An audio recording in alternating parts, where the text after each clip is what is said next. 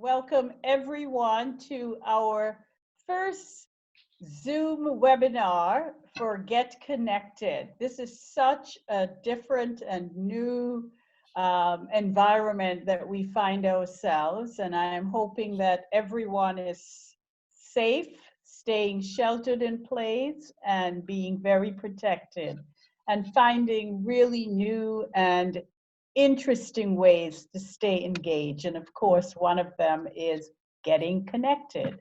So tonight we are very excited to be hosting this wonderful virtual book tour, which was scheduled for 3 weeks ago.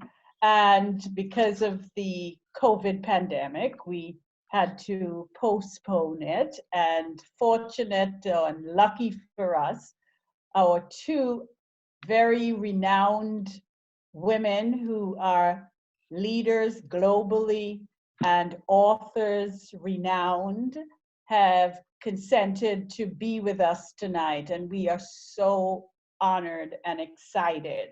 And of course, who doesn't love Shirley Leung, who is like our absolute conscience in the business community when it comes to gender and racial diversity and inclusion and equity. So thank you, Shirley. Thank you, Rosabeth, and thank you, Jackie.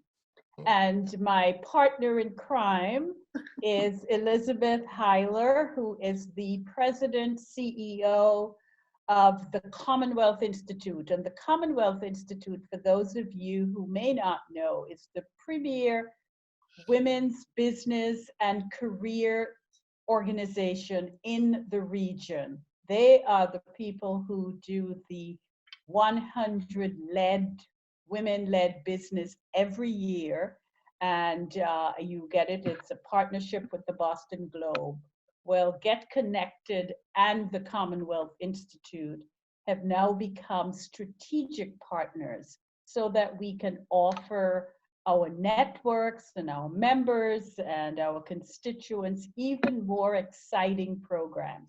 And this is the beginning of what we know and believe will be a wonderful partnership. So Elizabeth? Well, I don't think there's anything else to say, Colette. Thank you so much. Just a quick shout out and thank you to everyone that's got on the call tonight. And as Colette said, we're very excited on behalf of TCI. We're very excited about our strategic partnership. And this is our first official co-hosted event. But we look forward to a number of programs that we've been planning on all around leveraging our networks, but also making sure that we are paying attention to all women as it relates to, of course, right?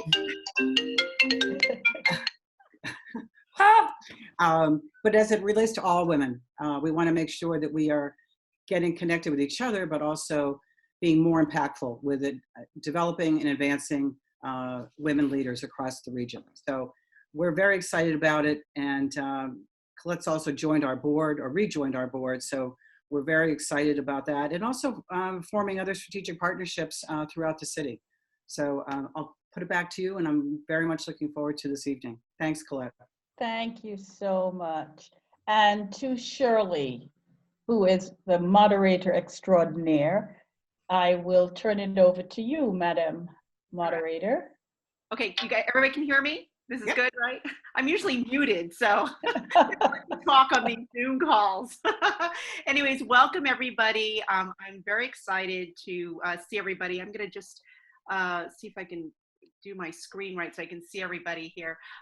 Anyways, so tonight I prepared a few questions to ask Jackie and Rosabeth, who both have come out with books on leadership, and then we're gonna take questions from the audience. I think people can send questions through chat. Is that right, Colette? Yes, and we have the wonderful Lars Eric, who is moderating in the background and being the magician of this, along with my team, my wonderful Get Connected team. All right, great. So we'll get started. So I want to plug your books first. So Jackie wrote a book called The 7 Secrets of Responsive Leadership, and drive, change, manage transitions, and help any organization turn around. And then Rosabeth wrote a book called Thinking Outside the Building. Advanced leaders. Oh, look at this. She's got a product placement. Jackie, that's her book. Her book is called Thinking Outside the Building, How Advanced Leaders Can Change the World One Smart Innovation at a Time. So one of the things I wanted to start out with, there are a lot of books on leadership, all right? So why did you guys, tell me a little bit about why you wrote the book you did. And Jackie, if you could start off. Sure, great. First of all, let me say thank you to Elizabeth and to Colette for your creativity and your innovation and being the great leaders that you are. You will never take no for an answer. We had this program planned for an great in-person event, and because of life and the universe, we are all sheltering in, but you two great leaders said, hey, we're going to do this anyway. So thank you. I am always honored and just thrilled to be on anything with my dear, dear friend, Rosabeth Moss Kanter. So Rosabeth, I am really excited about our conversation this evening and looking forward to it. And Shirley, of course, you are a legend, and it's an honor to have this conversation with you. So let me just begin with that. Shirley, I grew up in a traditional African-American family where religion, work ethic, church, those were education, were core values that we grew up with. And there's a verse from the great leader that says, to whom much is given, much is required. And it's in that spirit that I wrote this book. After many decades leading a variety of organizations in different industries, I felt like I wanted to share some of my wisdom, some of my experiences. And I am fortunate and so blessed that I have had the privilege of working with great leaders over my time. So, I have an opportunity often to talk with youngers, and people were always saying, Jackie, you should write your story. You should share your story. So it's in that spirit that I wrote 7 Secrets to Responsive Leadership, which I hope takes adds something to the millions and millions of articles and books on leadership. You are absolutely right. There are a ton of books on leadership. I wanted to focus on responsive leadership and what responsive leadership means to me. So that's why I wrote it.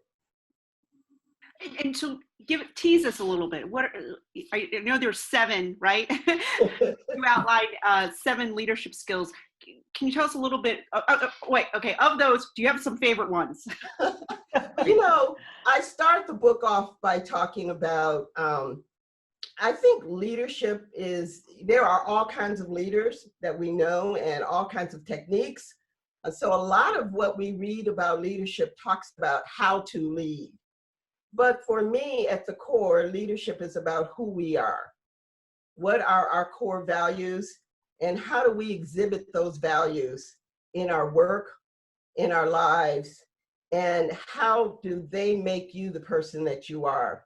So after thinking a lot about that, I start the book off by talking about what I call the big 4 attributes of leadership. And they are curiosity, humility, empathy, and resilience. And I think when we look at great leaders and we think about leaders, and we see this now more than probably in certainly recent time, there is a lot of talk about what makes a good leader. And we can talk about this. I know Rosabeth will have some thoughts on this too, but for me, those 4 core values are the foundation of how we lead and how we take the opportunities we have. The first chapter in my book is about opportunity. And as leaders, we either can seize an opportunity or pass on an opportunity. But those four values or four attributes that I call them are the core and the foundation of what I think about when I think about what it takes to be a leader, because we can acquire tools to perform in our roles. Great, Jackie. I thought that was a great summary of your book. Rosabeth, talk a little bit about your book, which instead of think outside the box, it's think outside the building. Why did you call it that? Oh, so thank you, Shirley. And first, I also have to thank Jackie. Jackie, I love your book. It's why I blurbed it. I love our friendship. I love having been on your board years ago. Elizabeth, I love being a founding board member of Commonwealth Institute. Colette, I love all the things we do together. So it's so great to connect, even if it's far away and in our own places. So think outside the building. So yes, there are a lot of books about leadership. I've been doing this for a long time, and I figured if I kept doing it, someday I'd get it right. Think outside the building suggests that a kind of leadership that's there to solve problems that are bigger than those we encounter in everyday life as we lead teams, as we lead our enterprises. And I don't know if I'm happy or dismayed to find that on the first page of the first chapter of my book, it's not the start of the whole book, but the first chapter, in the first paragraph, I mention the problems the world faces, climate change, education shortfalls, racial and gender disparities, and I mention pandemics that could fly to us on an airplane. It did. It did. And who's going to solve these problems? You know, we look to people who have official positions of authority. They sometimes let us down. My belief is that these problems, and also innovation in our companies, entrepreneurship, new businesses, and now keeping our new businesses and our small businesses alive, requires all of us. So my book is a call to action to create an army for change, an army of democracy. It's all of us. And I'm interested that in this awful pandemic that's getting us down so much, yes, we're counting on some of the people in official positions, but we're also counting on people in neighborhoods. We're counting on people who don't wait to be asked. They just organize a mask making cooperative, or they figure out a way to do something to be helpful. My belief that leadership is all of us. And so I want to inspire all of us to do more than we thought we could do, because together we can make a difference in the world, not just get through this crisis, but we can truly make a difference on those problems that have plagued us. Rosabeth, your book in particular, it grew out of your work at the Advanced Leadership Institute at Harvard.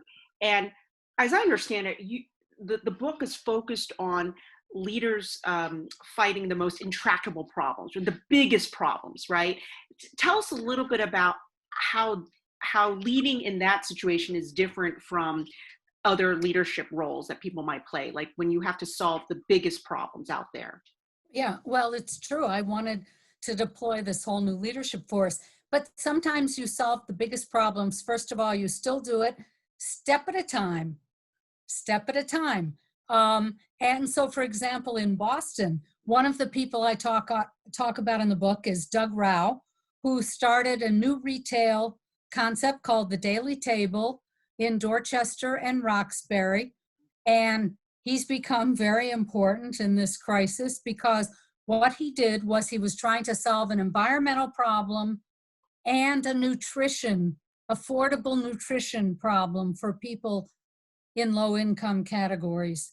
The environmental problem was all the food that goes to waste. In fact, we're suffering a little bit from that right now. We haven't figured that out.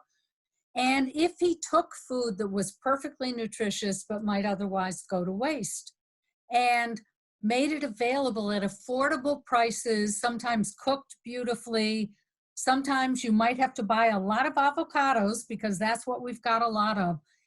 That is a very big idea, and he's going to expand nationally, a very big idea, but starting first with a store in Dorchester, and now he has one also in Roxbury. The kind of leadership he's exercising, or other people who think outside the building, exercise is very innovative, very creative. It also means you have to be incredibly good at persuasion, at building coalitions, because you're not doing this alone. You need many people supporting you, and you need allies and supporters, and you need to know how to get through the messy middles. I feel we're living through a huge messy middle right now. So I once coined Kanter's law that everything can look like a failure in the middle. And if you have the resilience, one of Jackie's characteristics, if you have the ability to be flexible, to persist, persevere, pivot, and keep going because of the power of your purpose. And that's what I advise people in this pandemic to do too, to think about your purpose, think about the people who have supported you. Can you let them down? Or do you need to keep on going? And if you keep on going, pivot a little, are flexible, often you can come out the other end with an even better version of what you were trying to do before. So one of the things I wanted to ask both of you was about being a leader. You know, some of us are leaders already. Some of us aspire to be leaders. You know, some people talk about, oh, maybe certain people are born to be leaders. But let's talk about a little bit of this. I mean, in your study of leadership, I mean, how does one become a leader? How does one become a good leader? You know, Rosabeth, in your book, you talk about advanced leadership rests on persuasion. It involves hustle, not hierarchy. And Jackie, you said earlier, you know, you wanted to focus a book on leadership about focus on who we are. And so not necessarily, and so I was wondering if you guys can both explore that topic a bit more. Sure. You know, when you think about our lives, in some ways, people always say, you know, were you born a leader? Were those skills already there, or did you learn to be a leader? And I think it's a little bit of both. That the biggest piece, or one of the biggest pieces, is understanding yourself, understanding what drives you, where your passions are, how you can continue to grow and learn. And that's why I started my book off with what I call the big four. Because if you're curious, you know, curiosity will lead to learning and growing and continuous learning. Curiosity will lead to confidence. Because if you're curious, you're going to understand that humility, that there are others that you can learn from, you can grow with, that you can grow from, that you're not in this alone. All those things that Rosabeth alluded to and when she talked about being in the messy middle.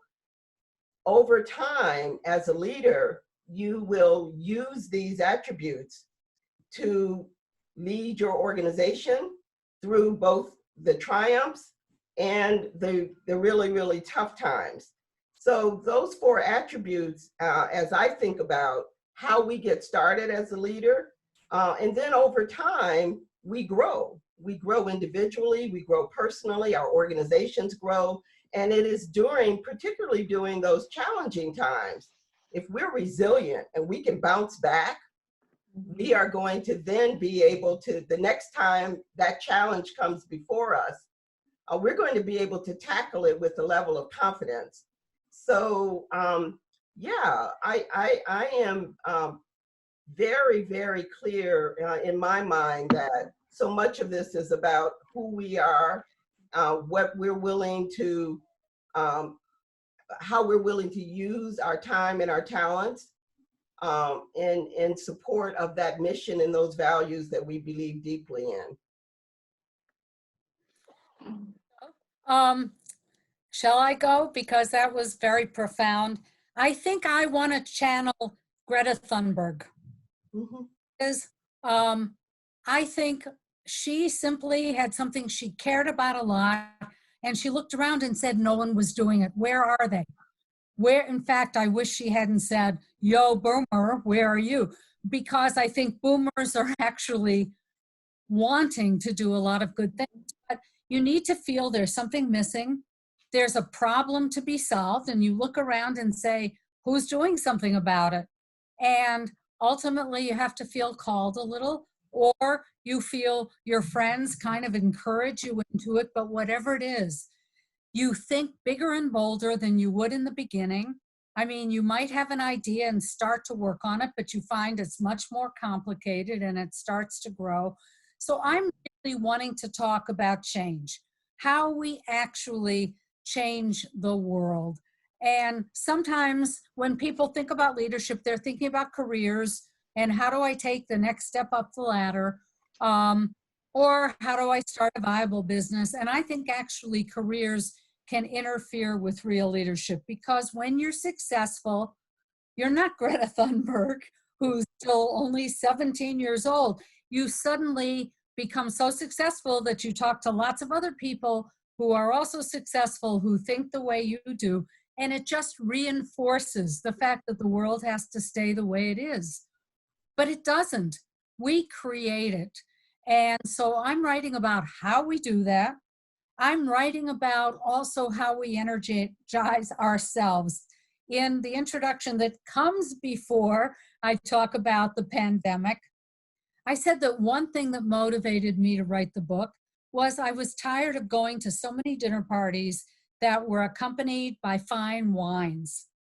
That's WHINES. The complaining cry and not the Chardonnay. And you know, people were whining. There are all these problems. Where are the leaders? Who's doing something about it? Who are you voting for? I don't like that. I'm kind of by nature a can-do person and an optimist. And I know that any action is better than none, and that taking action energizes. And sitting around and whining is very depressing. And so that's part of the call to action. Action, anything, any step you take, one step at a time, one day at a time. And so I talk about the optimism of activism is what makes us believe that we can, in fact, solve problems that are so much bigger than we are. And one final thought in this section, you know, I often say it takes as much time and energy to dream small as it does to dream big. So you may as well dream big. I love that. Oh, I feel like you've got a couple T-shirts in you. Yeah. No more fine wine. Stickers. Yeah. But you know, Stickers, Rosabeth, exactly. With an optimism of activism, right? Anyways, I wanted to talk a little bit about we knew the pandemic would be part of the focus of this conversation, because that's what everybody's consumed by right now. And you know, I feel like this pandemic has shown a spotlight on leadership, good and bad. And so I was wondering, what's the most important attribute of a leader leading in a crisis? you know, I think the most important attribute is trust. That how do you build trust? Those 4 attributes that I talked about. But if people trust that their leader is making decisions that are based on what I call responsive leadership, the humility, the humanity of the people, the organization, the mission, the values of the organization, and they trust that leader, they don't necessarily have to know all that went into making that decision. They don't necessarily have to have all the information. They don't even have to agree with the decision that that leader made. But if they trust that that leader is leading with integrity, and that that leader is leading on behalf with the full intentions of the humanity of that organization, they are going to follow that leader. So I think if you ask for the one attribute I'd say is trust. Love it. Love it. I'm just gonna put it slightly differently, because what we see in the people who are leading well during this and the people who are not, empathy and decisiveness. You have to, step one in leading out of any crisis. I saw this when I studied turnarounds. I'm an expert on change of any kind. Empathy. Care about the people, you show that first, and the second is decisiveness. You have to act. You don't wallow, you act, and that's really important. And the empathy part, it can't be about you. That's the whining. Right. We do have somebody in high office in this country that thinks it's all about him. It's not about him. It's not about him. It's about all the people, and that's what leaders have to show. So of business leaders, I can't point to huge numbers of corporate leaders that I, at this moment, would put on a pedestal, but I do think one we could honor a little is Doug McMillon at Walmart. And the reason is, even before the pandemic, where the commercials where he's walking through the warehouses with the people, he's not just saying, oh, we've got heroes. He's standing with them. But also, even before that, he was a very courageous CEO, because he got guns and ammunition out of Walmart's, even though Walmart is based in a gun-owning state, Arkansas. And I'm really impressed by that. I think that true leadership takes courage, and it takes caring about the people and caring about these problems, because one of the problems that we're still going to have to solve after the pandemic is gun violence. Yeah, I mean, Agreed. you nailed it, Rosabeth.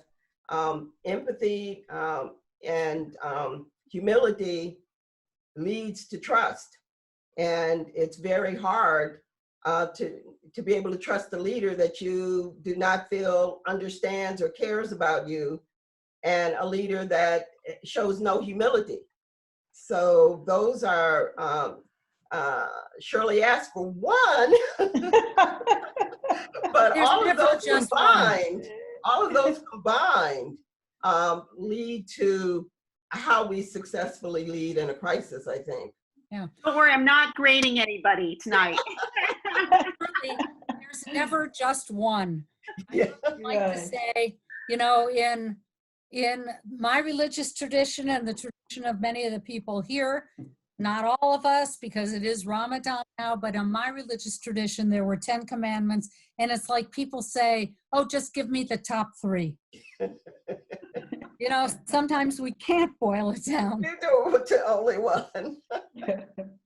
So Rosabeth talked a bit about a corporate leader, and so that she is you know, worthy of highlighting in terms of managing through this crisis.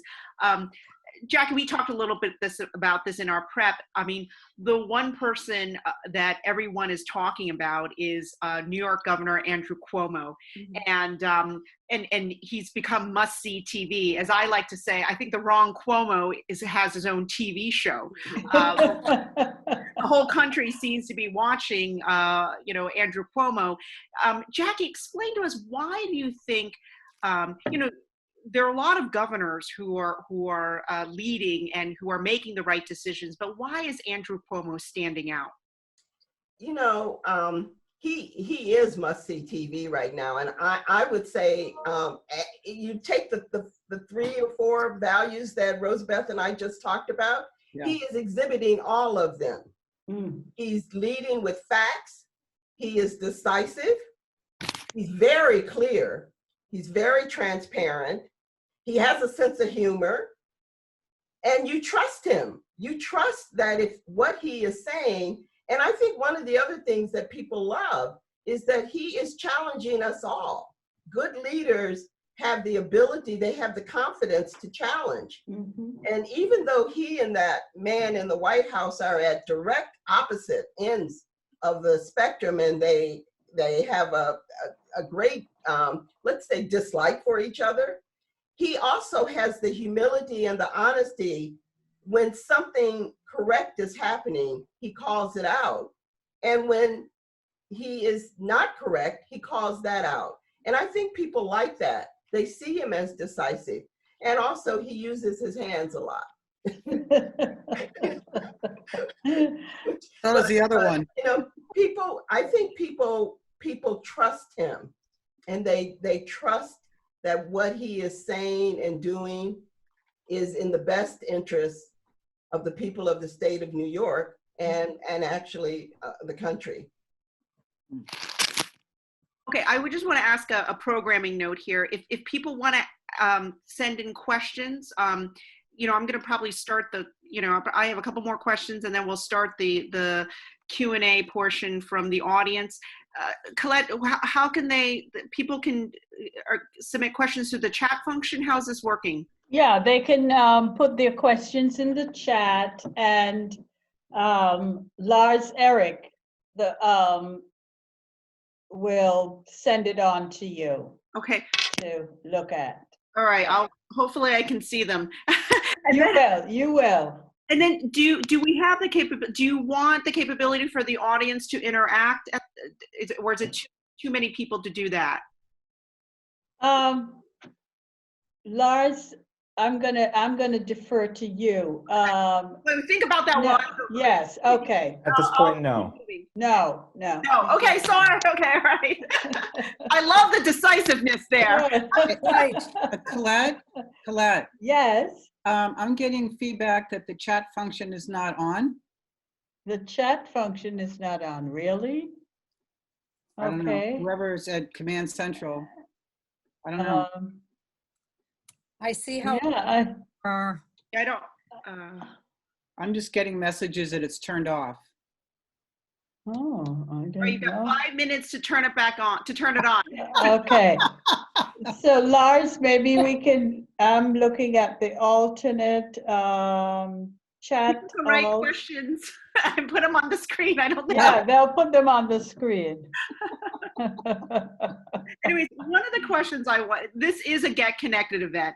So I wanted to talk about women and people of color in the workplace in the age of coronavirus. And in bad economic times, we know diversity and inclusion initiatives might fall off the table. And I was wondering what you would recommend to leaders or organizations on how to make sure women and people of color don't get left behind. So Shirley, what makes you think it will be left off the table? Because it won't be the top priority on the priority list?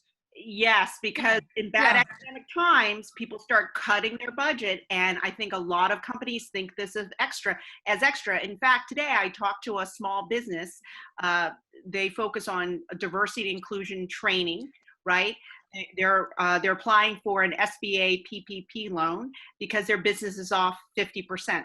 A lot of clients have put things on pause. Shirley, you know. Go ahead, Jackie. Shirley, my response to that is twofold. First, I think that is absolutely the experience, particularly people of color and women have had. That is the experience that we have. So I think we have to acknowledge that and own that may very well happen, and probably most likely will happen, because that has been our experience.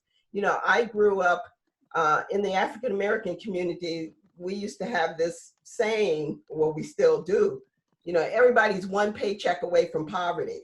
Mm-hmm. Well, what we're finding is that that's not only the African American experience. Exactly. That is the experience of something like 70% of Americans right now.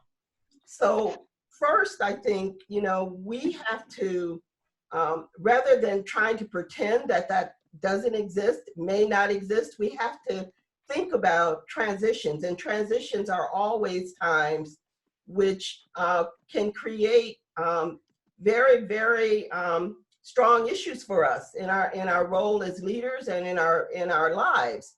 So this is a transition point. I think we have to own that, and we have to, but not waddle in it. we have to plan and watch out for what are those, what's going on in my company, in my organization, in our lives right now that may create the circumstances. And sometimes we're not attuned to, or we don't want to acknowledge that these things might actually be happening. Black women, Black men are generally last ones in, first ones out. So that stress is hanging over us. And we know it exists. We need to acknowledge it. And now we need to figure out what our strategies are. So that's kind of on the personal side. But to pivot to the company, to the organizations, you know, I think Rosabeth asked a good question. Why do we think this will surface right now? It's an opportunity for leaders to actually say, these values are important to my company. Correct. And I'm not going to let it surface. So when the HR people come and talk about how we are going to have to reshape the company, restructure the company, restructure the workforce, it's a time for leaders to really stand up and show what their values are. Yep. If their company has been changing and the culture has been changing, and we have been working on these issues, it's a time for us to really encourage them to have the courage to do something different. You know, Rosabeth talks about thinking outside the building. Here's the time they can think outside the building. How will we restructure our company that we honor the diversity, we honor the equity, that we really live these values? So it's a twofold side of it. And then, you know, we've talked about how we work together to advocate and make sure that those of us who are in positions in our organizations, in our companies, hold these values up. It is such an important and nuanced question. So first of all, I think things are different for educated white women than they are for women of color and people of color. However, I think it's all correct. Just to make a few comments on the "we could look forward in a positive way" sign with my optimism of activism hat on. So first of all, diversity and inclusion training. I certainly feel for anybody who has a consulting firm that does that, but my colleague at Harvard has found that training doesn't do very much, that it's actually decisions about who has the power. There's nothing like giving a woman or giving a person of color a budget and suddenly look at all the respect they have. It's structural things. Secondly, I think that the outside the building, meaning outside conventional structures that we have right now, is people beginning to notice how much we depend on the quality of the community around us, how much we depend on the people who are now being called essential workers are not only health professionals with fancy degrees, they're the people who clean. I mean, I have enormous respect now for the skills of people who clean and how much we need them. And if we keep pushing that realization that we have to do something about minimum wage, we have to treat all work with dignity, that we depend on the people who are willing to get up early, take public transportation, take their lives in their hands, if there's enough public transportation, by the way, that we have to do something about that too.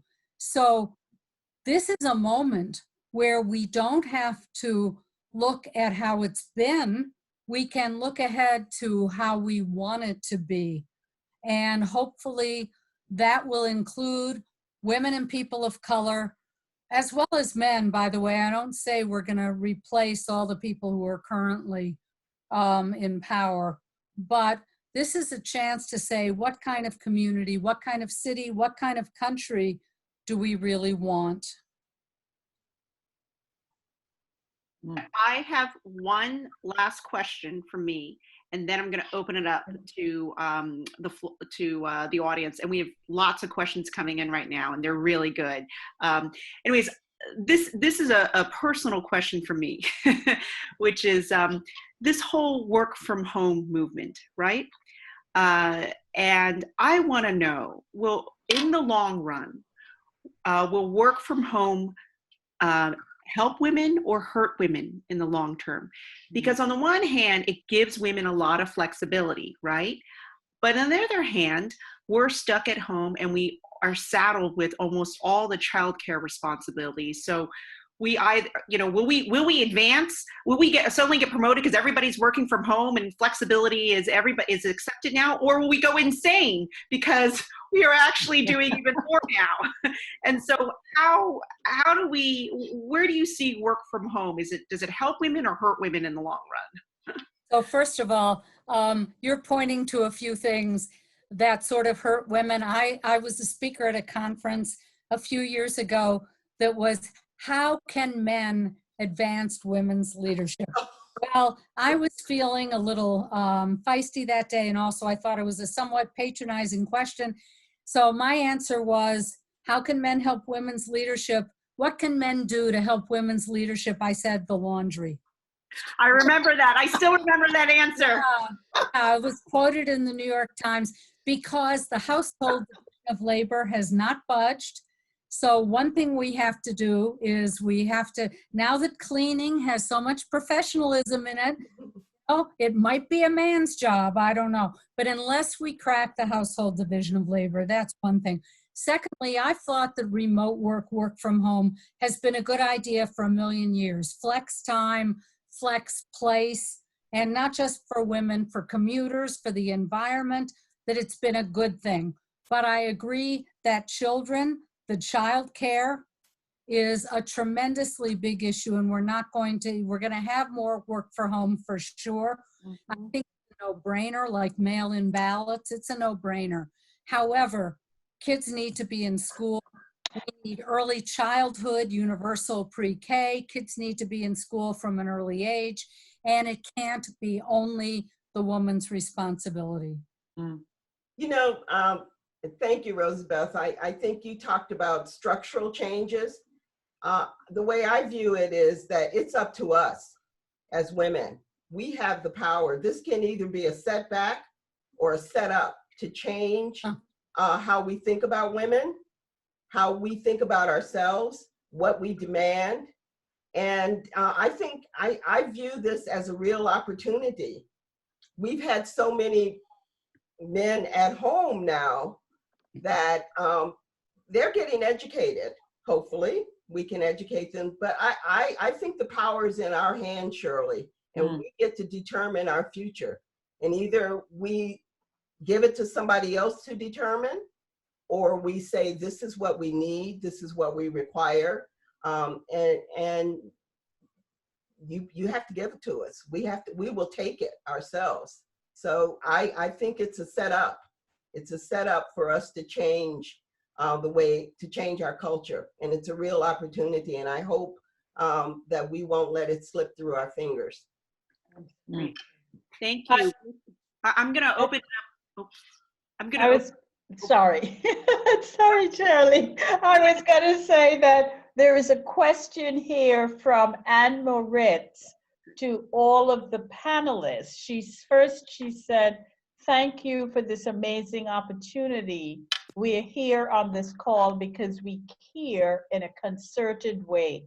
What kind of actionable charge would either Jackie or Rosabeth make to all of us so that we can carry forth the power and voice of this powerful group of people who are on this webinar?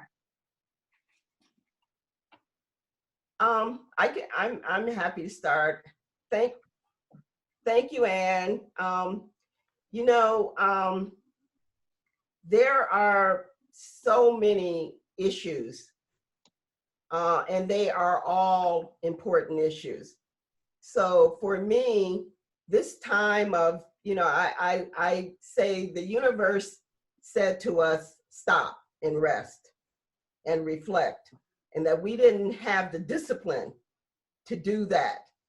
So one of my hopes is that this time that we have had this pause will give us the opportunity to think about what are the things we care deeply about that we're going to work on?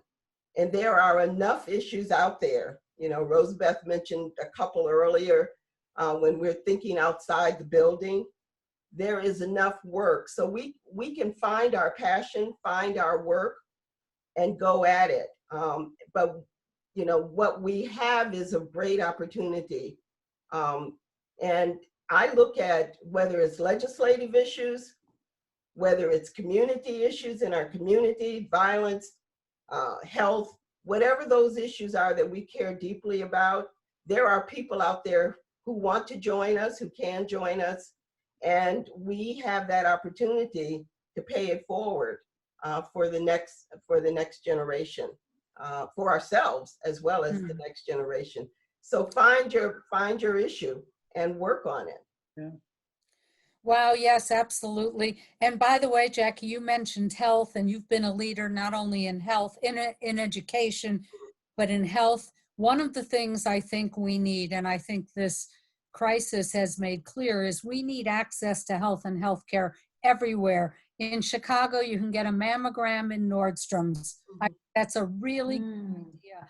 I think health isn't the hospital, just as education isn't only the schools. Right. And we should be thinking and inventing, definitely outside the building, to recreate institutions, because the more we can do routine things outside the hospitals, we save them for what they're really good at. Now, the other thing I think is the name of Colette's organization, Get Connected. And I spend a lot of time in my book about coalition building, about how you persuade other people, get them on your side, how you get on their side, because we don't do it alone. And so, you know, who's on this call? What are they interested in? Where do we have the connections? I mean, I think besides reflection, this is a wonderful opportunity to connect in a different way. Shoot an email to somebody. That's You right. don't always have to talk on Zoom, then you don't have to comb your hair. But I keep struggling with. But I think that it's all in the networks and the connections. And when we start with our small projects, small initiatives toward a very big, bold dream, bold goal, we start with that, but then we have to connect with other initiatives. You know, I am very aware, because I've been on the board almost from the beginning, that City Year started here in Boston. National service in the United States, civilian national service, almost in essence started in Boston. And it started with one cute little summer program and then one small youth corps.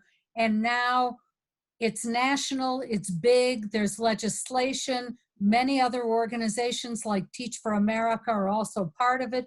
And now there's a move to try to increase the number of young people who serve dramatically. And that, of course, is another no-brainer, because we have an awful lot of people who aren't working, who could be put to work doing the work of the community, tutoring in schools, or delivering groceries, or doing higher level work, coding, contact tracing, whatever it is.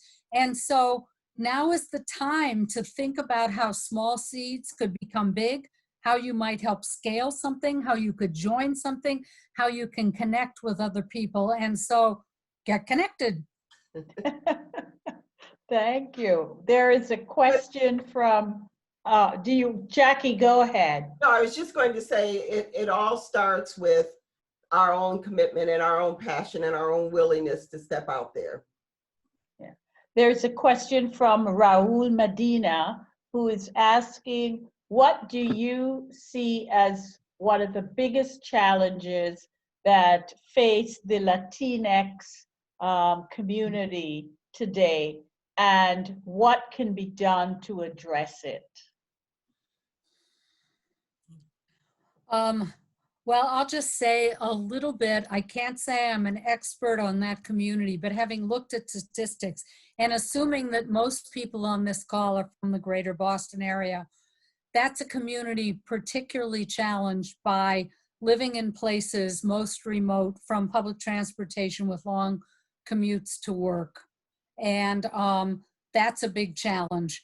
And then we have to have really good education, and we have to have leaders that people know and respect.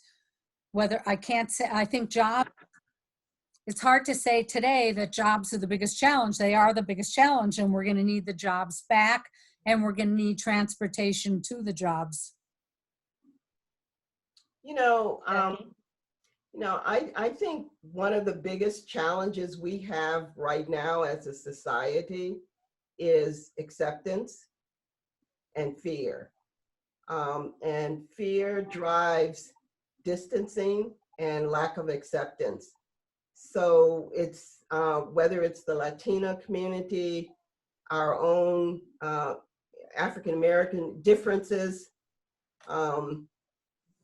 we have to, as a society, move beyond rejection of differences. And I think if we can deal with that as a society, that we can move towards accepting each other, accepting our differences, then everything else is going to rise. Because the other issues are issues that we can solve. We can solve housing if we want to. We can solve, economic issues.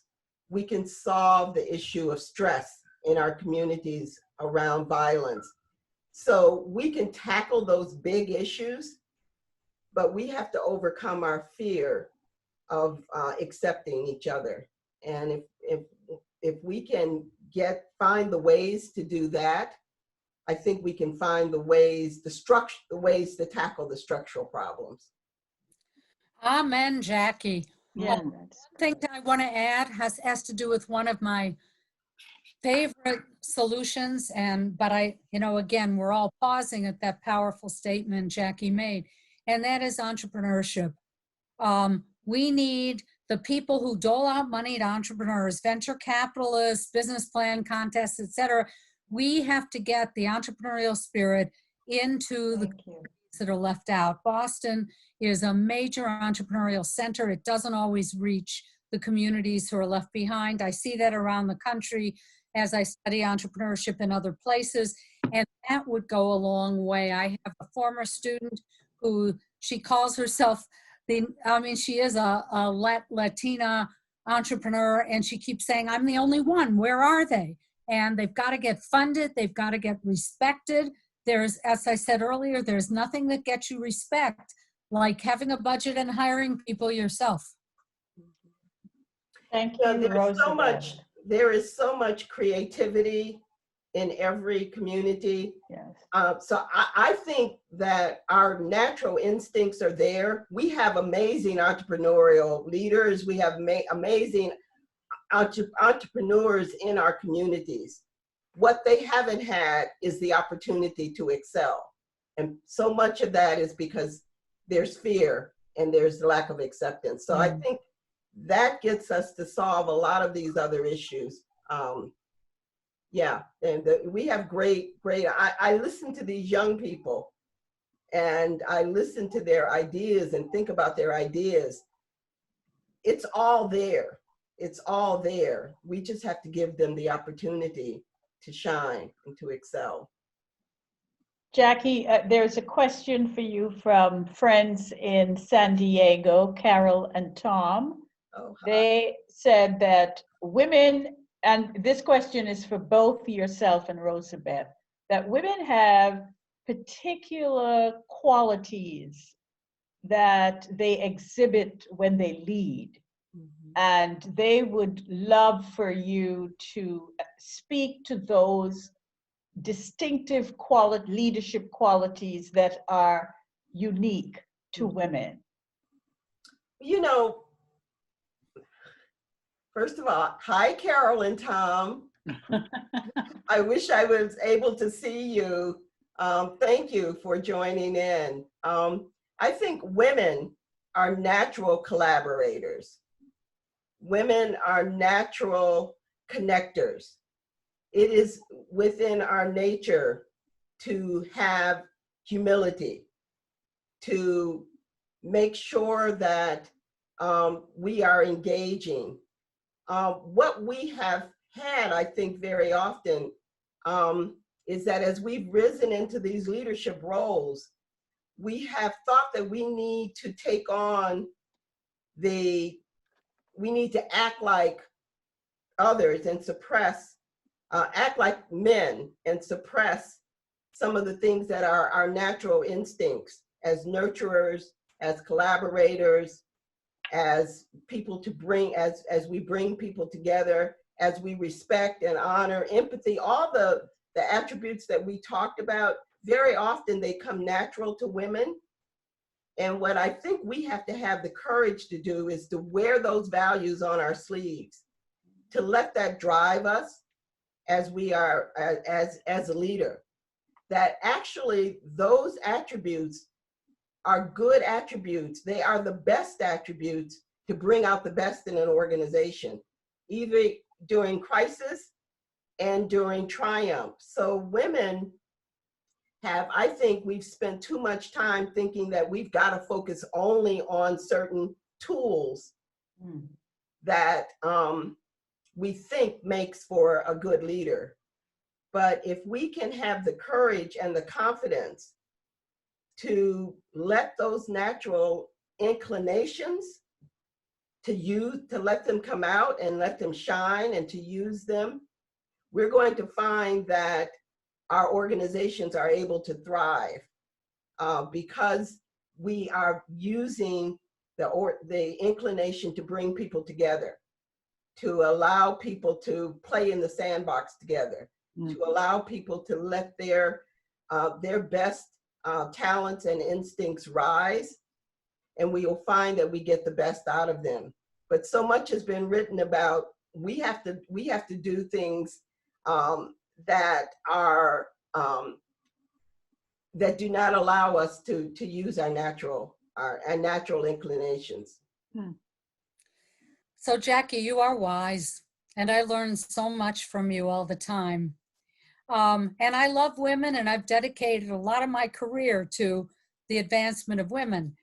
However, I just want to say, I'm not sure I want to be on a pedestal as having qualities that are different better any more than different worse, because for every Brenda Casilius, who is the wonderful school superintendent in Boston, there's a Betsy DeVos, who is not such a great Secretary of Education. And for every Gretchen Whitmer, governor of Michigan, who's being very heroic, there's a Sarah Palin.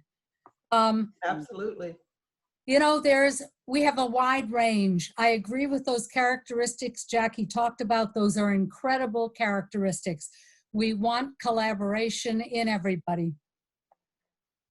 And we have a question from Bethier Carter, who is asking, in this day of everybody can become an influencer on social media, and she says, what are the new principles of leadership in the 21st century, particularly within the context of social media and influencing change in a meaningful way?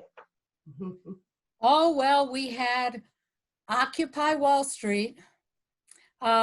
You know, I think I really want to talk about long-lasting change. I think social media can help with protests. It can help send messages virally, but it doesn't necessarily organize for change. You could organize a meetup, but people to do anything sustained that makes a difference. So my problem with social media, I mean, I love tweeting. You can follow me on Twitter, please do.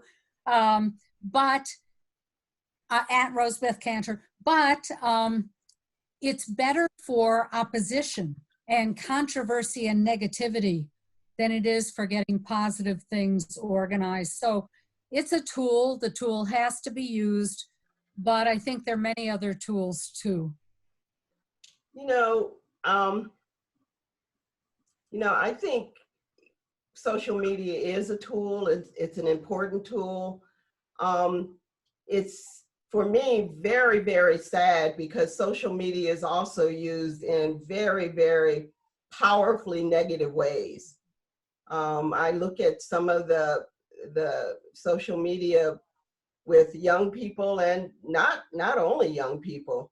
So I think we're learning, just like they talk about their Zoom etiquette, we will have to learn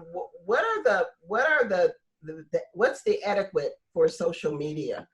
How can we not, how can we use it in a positive way?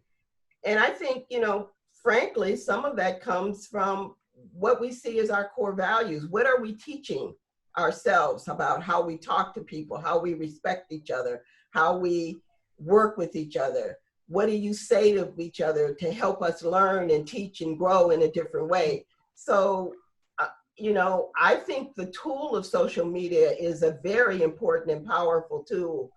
I just, it's very painful that it's not being used in some cases in an uplifting way. So, Bathaya, that's a very, very challenging and hard question to answer because, just as we were talking about the attributes and nature of women leaders, there are all kinds of women leaders, as Rosabeth pointed out. Some will carry and have the values we have. There's all kinds of ways people are using social media. And so much of it, a lot of it, is not what we would say is, use a term that my grandmother used, good home training. How do we teach good home training? Yeah. How do we create a new culture that says, these are the things that we do? These are the ways we talk to people. This is the way we use this tool. It is an excellent tool. So we haven't, and maybe there's going to be, over time, we will get there so that it is not appropriate to post certain things on social media that gets posted on it, to say certain things that gets posted on it. And I think we will have to create, as a society, we will have to create an environment where that is not acceptable. And the only way I think that happens is that over time, we have to speak out about things. We have to say, it's not to your advantage. If you want to be an influencer, it's not to your advantage to use this tool in this way. And only we as a society, I think, can get to that point. I know, when you talk to young people about some of the negative things that are being said on social media and tools that they're using in a very negative way, you ask, how can we change this? I think those are the questions we have to learn. What drives us to have to use it in this way, to post these kinds of things? Are there ways that we can make it harder? So there's some structural things that we should be doing, but then it gets to a value thing. What are our values? What are our core values as a society? And how do we create an environment where certain values are lifted up and honored and respected, and certain ways of using this are not? And I don't have the answer to that, Bathaya. I'd love to hear your thoughts about it, because I know you are very attuned to how young people are thinking about these tools. And they are tools, and they're new ways of communicating. So we have to think about, what are the values that we want communicated, and how do we want to create a society that says certain things are acceptable in our society. There's a question, thank you, Jackie, and particularly if I can editorialize, when you have a president who uses the social media in the most negative way, it doesn't help. Yeah. Amber Scott is asking a question, and Amber! And Amber wants to know that, how do you harness your leadership skills in an environment that has, where there's budgetary cuts, people are, how do you maintain a positive organizational culture given the uncertainty of COVID-19? So Amber, let me take that one, Jackie. Amber has lots of opportunities to ask you. Um, so, you know, first of all, you're absolutely right. Maintaining positivity. Negativity is so strong that it takes 5 positives to cancel out a negative, some research shows. So if you want to be positive about things, just repeat and repeat and repeat, communicate, communicate, communicate. You can't communicate positivity enough. You can't assume everybody has it. It means every meeting, every encounter, you start with your mission again. People have to remember the purpose, why we're doing it. That's really important because it's so easy to give up. In any middle, things can look like failure, and in this kinds of thing, people can look like a failure. So remember your mission, rally your supporters, do special things for your people, and above all, repeat those positives again and again and again. Wise advice, Rosabeth. Excellent. I couldn't have said it any better. Jackie, this one I am going to give to you. Pam Reeve, who is a dear, dear friend of mine and mentor and the president of the board of the Commonwealth Institute, asked about, don't we also need to address structural and policy barriers that make coming together and advancing racial equity and inclusion even harder? Thank you, Pam. Absolutely, absolutely. There are structural barriers, there are policies that we all have an opportunity to work on and to change at all levels. You know, we got to elect the right people in office who care about these things, who have the courage to change them. In our companies, in our leadership, we have to work on the policies as well as the what some people would call the soft things. Yeah, absolutely, I totally agree. And we can't, there's an equal balance to this, that if we don't take a look at the policies, if we don't take a look at the structural barriers, if we don't fix the wage gap, if we don't fix the fact that we're not hiring, we aren't bringing in people of color, if we don't fix those things and insist that those structures, that those policies aren't addressed and worked on, then all of the other stuff is going to be harder for us to achieve. So I thank you for raising that, and I hope that you didn't hear from any of this that that's not important. I think that's as important. Without those policy changes, without the Civil Rights Act, without all of the policy changes, we wouldn't be able to, attack the structurals. So the structural needs. So it's a twofold process. Thank you, Jackie. We are getting really positive feedback. There are several people who want to acknowledge and thank both Rosabeth and Jackie for, especially Kelly Chun said she was particularly encouraged to hear us talking about young entrepreneurs and how we can support them and encourage them and get them more fully into our mainstream workforce and support them so they could be successful. Phyllis Smith from Blue Cross and Blue Shield, one of Get Connected's founding partners, wanted to address issues of what specific areas in particular should women and people of color be focusing on right now at this very pivotal time in our culture and in our history. Well,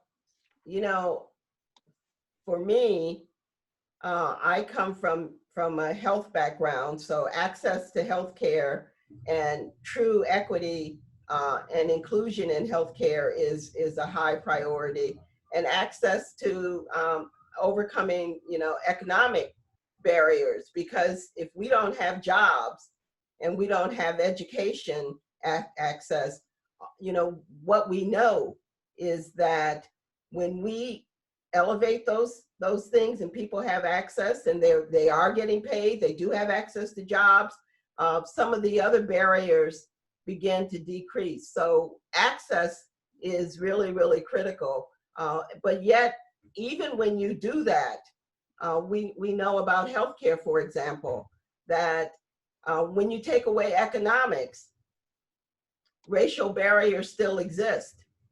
So we have to fix the structural things, but we also have to make access available. So I would say healthcare and access to economics and education are, for me, three of the top priorities that we have to be even more work even harder at as we get through this pandemic, because we know what may happen on the other end. So yes, the first priority that I see right now is stay safe and well. It's like put your own mask on before helping others. I mean, take care of yourself, keep your strength up, etc. I love Jackie's priorities. I want to add there are a couple no-brainers, and email everybody running for office. We need the right candidates for public office.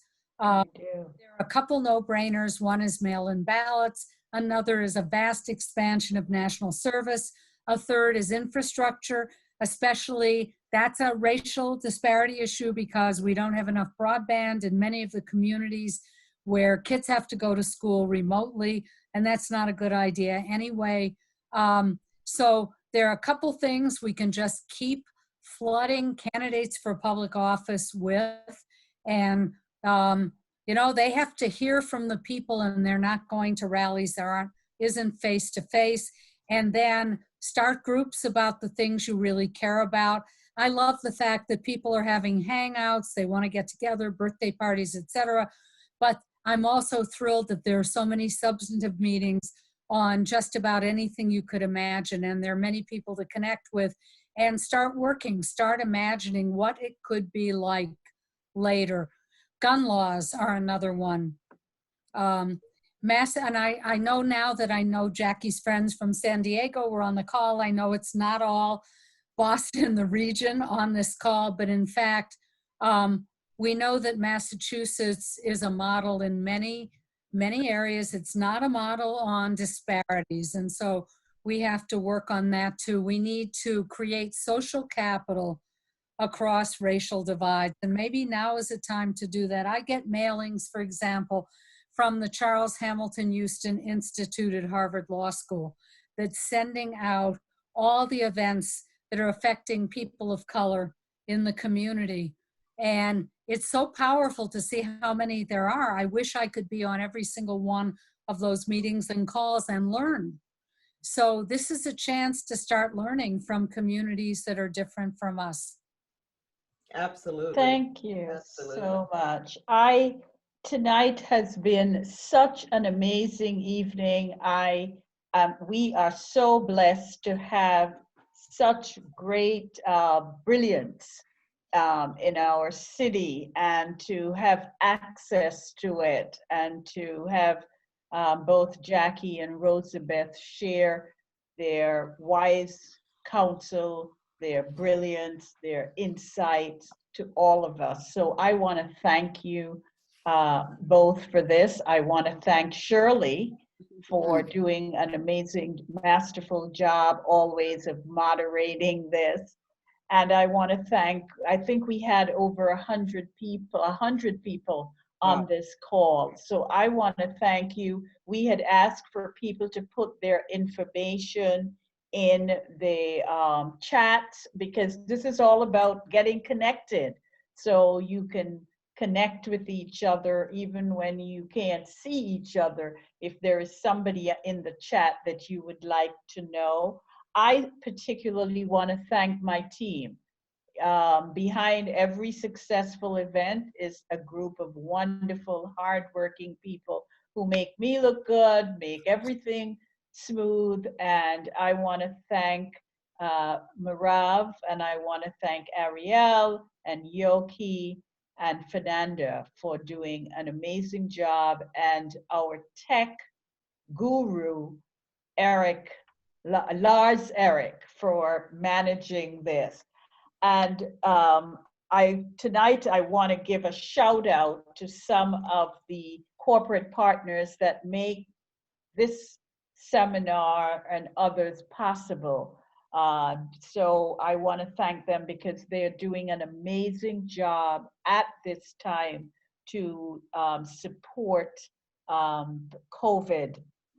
Eastern Bank, Blue Cross and Blue Shield, Tufts, Liberty Mutual, Mass General Hospital, Leader Bank, KPMG, McKinsey, Avid Technology, Babson University, and among others, and the City of Boston's Resilient Fund.